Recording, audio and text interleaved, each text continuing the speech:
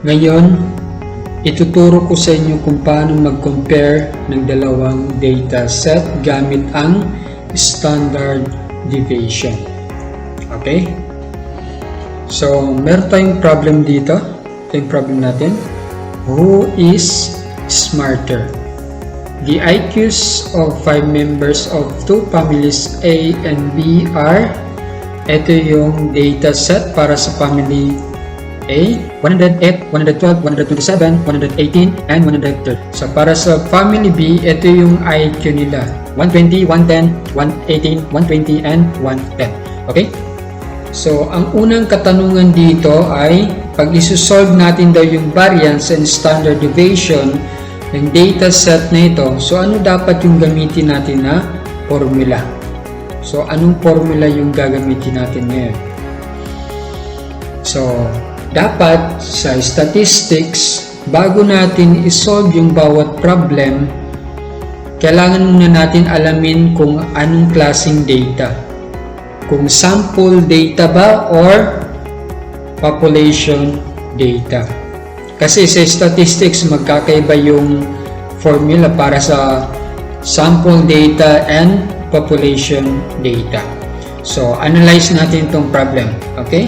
Ang sinabi dito is 5 members. Only 5 members from family A and B. Hindi niya sinabi na whole family members from A and B. So, ibig sabihin nitong 5 members nito ay mag-serve lang as a selected, okay? Selected participant from families A and B. Okay? Tig-5 sa bawat pamilya. Kaya hindi natin masabi na population yan. Since yan ay selected lang from families A and B, ibig sabihin yan ay sample data. Okay? Representative lang. Hindi naman sinabi na buong pamilya. So that time, pag sinabing buong pamilya, consider as a population. But since hindi na-emphasize dito yung dami ng bawat pamilya, 5 lang, okay? 5 members from families A and B. Ibig sabihin, yan ay sample data. So, ibig sabihin yung gagamitin natin ay itong sample data. Okay. So, ito yung gagamitin natin na formula para mahanap natin yung variance and standard deviation ng dalawang data set na yan, family A and family B. Okay? For letter B, kailangan natin kunin yung mean ng dalawang data set. Kasi bago natin ma-solve yung standard deviation and variance, kailangan natin alamin yung mean. So, yan yung una nating, yan yung pangalawang dapat nating gawin. Una, i-determine natin kung anong formula. Pagkatapos, ang sunod ay isolve natin yung mean. Okay? So, ano ba yung mean para sa family A? Okay, for family A, X bar sub A. So, bakit nilagyan ko ng A? Ibig sabihin yan, mean value for family A equal to summation of X data values over the total number of participants. O di kaya yung total number of data values. Equals lang ngayon sa, okay, ito. Ito yung data. Diyan yun ang galing. I-plus lang natin.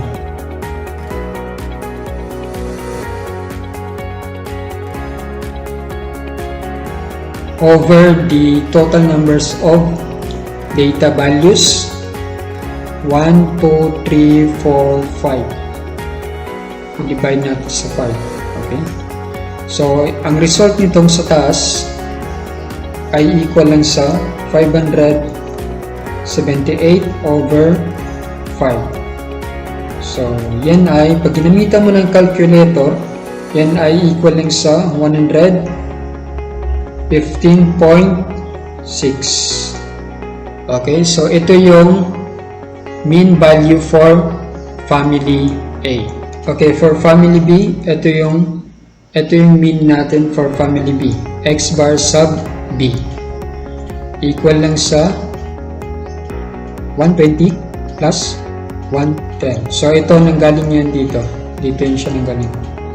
Okay, 110 plus 118 plus 120 plus 110 over the total number of data values. So yan ay 5 na. 1, 2, 3, 4, 5. Itong sa taas, pag i-plus natin yung lahat, equal lang sa 578 over 5. So pag ginamitan natin ng calculator, yan ay equal lang sa 115.6. So ibig sabihin yung mean value ng family A and family B ay equal lang. Okay? Tingnan nyo. 115.6 for family B and 115.6 for family A. So, ibig sabihin, pwede natin gamitin yung standard deviation para i-compare yung dalawang data set. Kung sino ba yung smarter, no? Yung family A ba or yung family B? Kasi nga, pwede natin i-compare, nag-equal yung mean ng dalawang data set. Okay? So, magagamit lang natin yung standard deviation pag equal yung mean value ng dalawang data set. So, that time, pwede natin apply yung standard deviation. Sa step 1, kailangan natin kunin yung mean. So, tapos na tayo dun. Sa step 2, kailangan natin gumawa ng table. Katulad nito. X sub I A, ibig sabihin yan yung bawat data value na nanggaling sa data set ng family A. So, ano-ano yun? So, dito yun nanggaling sa taas. Dito nanggaling. Okay, ilista muna natin yung bawat data value na nanggaling sa data set ng family A.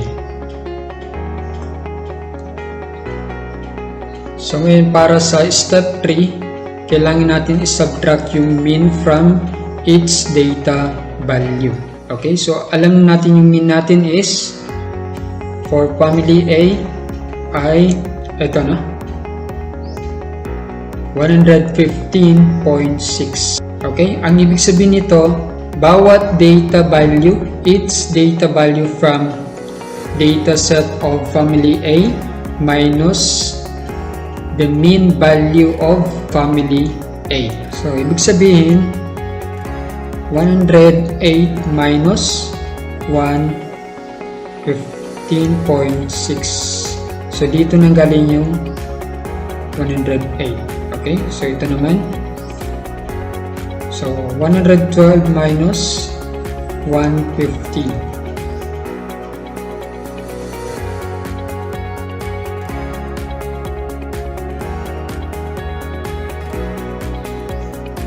(108 minus 115.6 ay equal lang sa negative 7.6.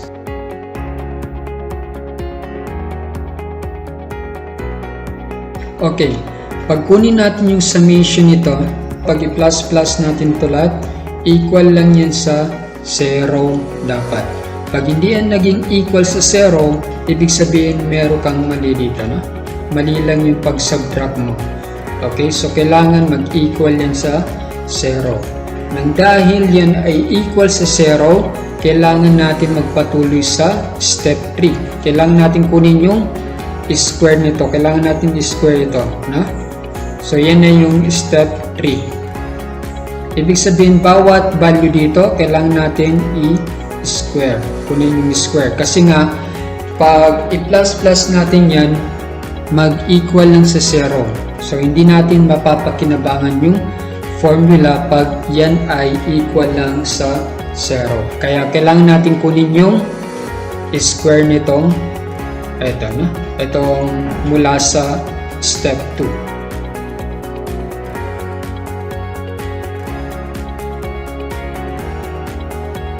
So, dapat lagyan nyo ng parenthesis. Okay? Kasi yung negative 2.6 square ay iba yung ibig sabihin niya. Okay? Yung apektado lang ng square na ito ay yung 6 lang. Pero pag nilagyan mo ng parenthesis, ibig sabihin lahat yan. Okay? Lahat ng nasa loob ng parenthesis ay apektado ng square. Okay? So, equal lang ito sa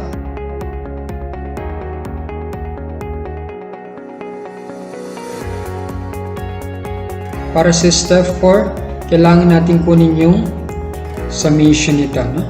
Yung summation nito. So, i-plus lang natin ito.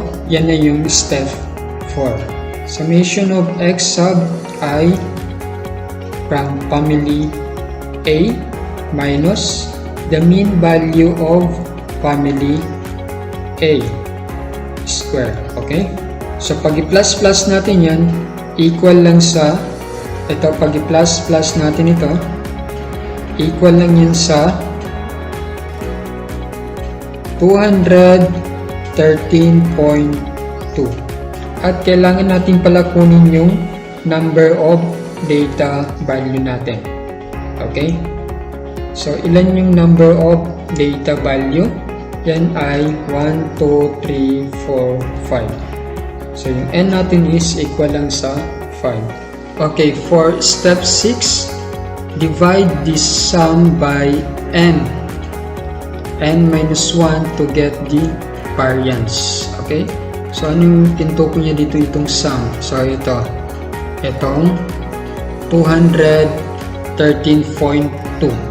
Okay?